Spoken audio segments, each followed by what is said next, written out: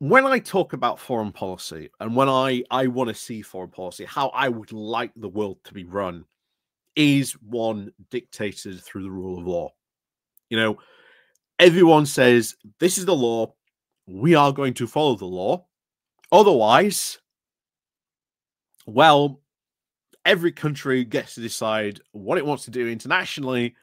And if another country wants to do something else to another country, and that country happens to be stronger, then we get into a problem where the world becomes a lot more violent and potentially dangerous place, where we will see a lot more conflicts because, well, if you happen to be, the strongest country, well, might makes right.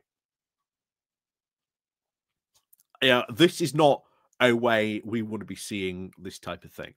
And this is why things like NATO and why Ukraine wants to get into NATO, because it knows it will be protected in the future from any potential Russian aggression. And we've also now been talking a lot, and no doubt the talks will probably start again as to what Donald Trump might do over NATO. Would he actually seriously make an attempt to leave NATO? Because bear in mind, you've got these little issue with Greenland, and of course, Trump threatening to say, I'm either going to use economic coercion or military force to take Greenland. Now, I think the Greenlanders are going to have something to say about that. I think they're going to have a lot to say about that, if Trump tried that. But also, probably, certainly the Senate and probably the House, and I think the Democrats should absolutely have a lot to say about that if Trump does go through with his threats, not only just on Greenland, there's Panama and, of course, Canada as well. Because particularly with Greenland, obviously it is like an autonomous state of Denmark, like an overseas territory, an OT, an overseas territory. So while it is sort of has its own sort of parliament, it has its own home rule. Denmark is, in charge of like other things as well, but doesn't have its own sovereignty. But of course, they do have the right, if they want to be sovereign, they can do that. However, if I was, shall we say, living in Greenland at this moment in time, I would not be going for independence. I'd be at least be going. At least we in Denmark are on the right page on this. That Greenland is not for sale, and even though I know the Greenlanders really do, want independence, they want their own sort of sovereignty. Going for it right now may not be the best choice because, well, if they do go for sovereignty, and let's say they decide not to become a state, what do you think Donald Trump might do? Bear in mind, Donald Trump doesn't care about consequences. So, as much as I know you guys in Greenland really want to go for your sovereignty, might not be the best time while Trump's in office. That's all I'm going to say. Because, yeah. But this is part of a bigger problem because, as we've said before, Europe will have to now look, I think, increasingly to its own strategic autonomy. And I include the UK when I say this as well. We need our own strategic autonomy. We need to be able to operate away from the US, in a way also to be able to support Ukraine, because we still don't know what's going to happen there and what Trump's plans are for that. Except now he's updated to, it's a little bit more complicated than I thought. Really? Really? So, yeah, there's that on the horizon as well. But this does sort of represent America destroying its alliances. And Trump did this last time as well when he was in power. In 2016, right up until 2020, he ruined America's image. He ruined their alliances. He frayed them to the absolute, extent. This is why one of the first things Biden said when he took office was America's back. Like, we are back on the world stage. You know, normality has been resumed. Unfortunately, yeah, but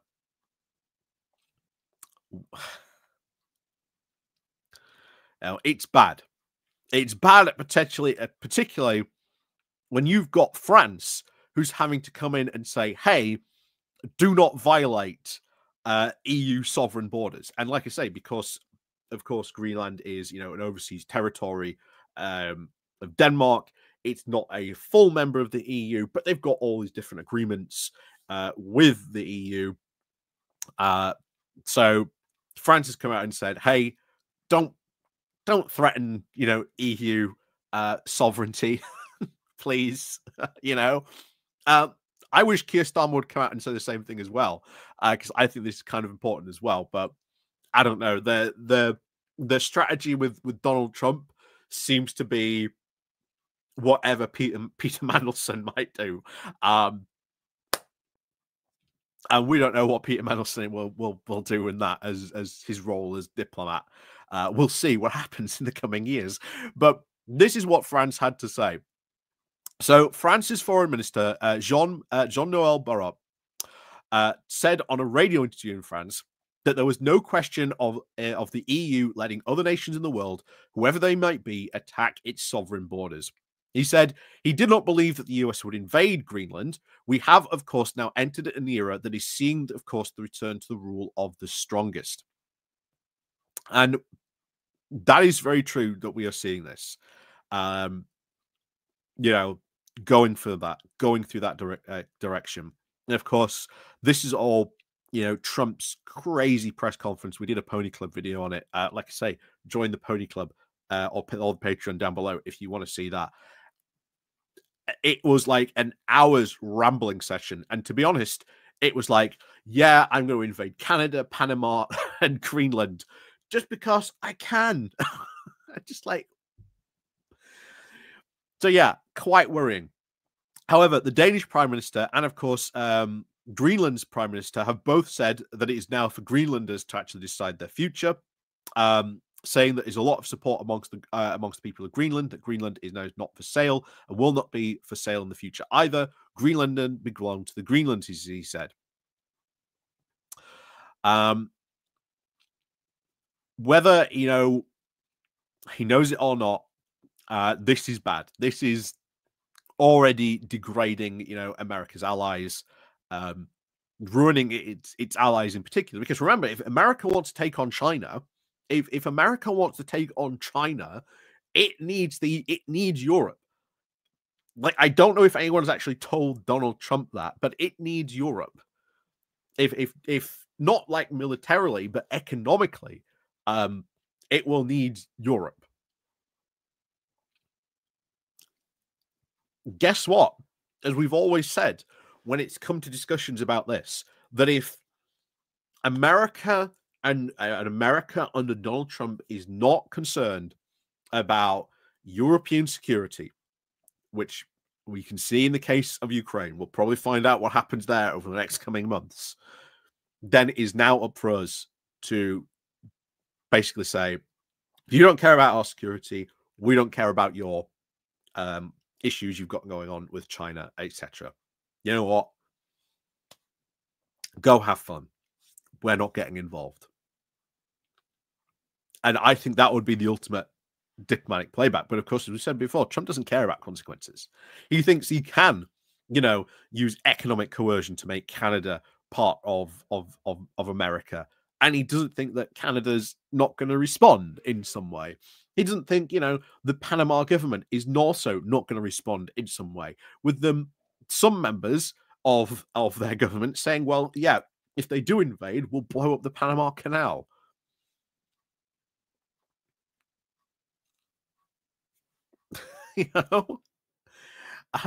Not remembering, of course, Greenland is part of Denmark and Denmark is part of NATO. What's to stop them going Article 5?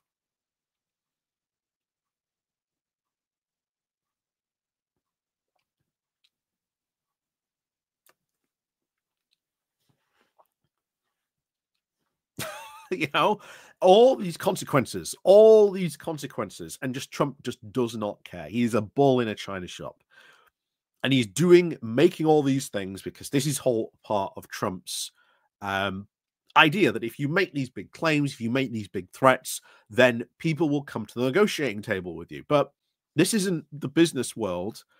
Um, this is, countries that have, militaries, diplomatic, and economic power. This isn't the business world. You can't go around making these types of things and just not expect other countries not to say, yeah, no, thank you.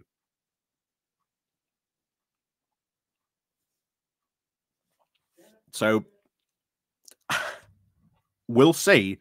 But like I say, France, they're going, yeah, please don't, threaten, EU sovereign territory, please. you know, especially, of course, at a moment where really the tension of, Europe really militarily and sort of, focusing really needs to be on Europe, especially Americas, because what happens in, Ukraine and how that all ends could, not only potentially fuel other wars in the future, potentially with Russian invasions, especially if they don't get, security guarantees. Um, but that could have repercussions around the world. That could have big repercussions around the world. And that is why I constantly say Ukraine and what happens in Ukraine is important. Unfortunately, Donald Trump just does not give a damn. That is the most terrifying thing. Always, always has been, always will be. We've just got to hope that, um, he's just ineffectual, that he's just completely ineffectual, that there's enough sensible people to say, yeah, that's not a good idea. Or they jangle the keys in front of him and distract him with something else.